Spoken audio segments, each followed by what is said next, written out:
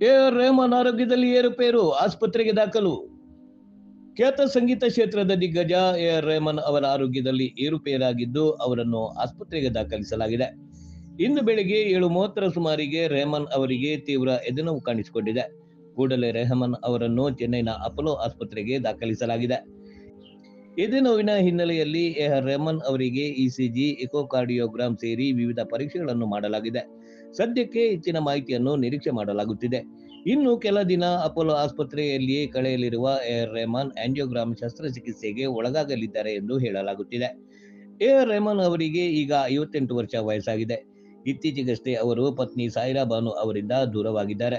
ಪತ್ನಿಯಿಂದ ವಿಚ್ಛೇದನ ಪಡೆದಿರುವ ಎ.ಆರ್ ರೆಹಮಾನ್ ಏಕಾಂಗಿಯಾಗಿದ್ದಾರೆ. ಅಂದಹಾಗೆ ರೆಹಮಾನ್ ಅವರಿಗೆ ಇಬ್ಬರು ಮಕ್ಕಳು ಸಹ ಇದ್ದಾರೆ. ರೆಹಮಾನ್ ಅವರ ಪುತ್ರ ಮತ್ತು ಪುತ್ರಿ ಇಬ್ಬರು ಸಹ ಗಾಯಕರೇ ಆಗಿದ್ದಾರೆ.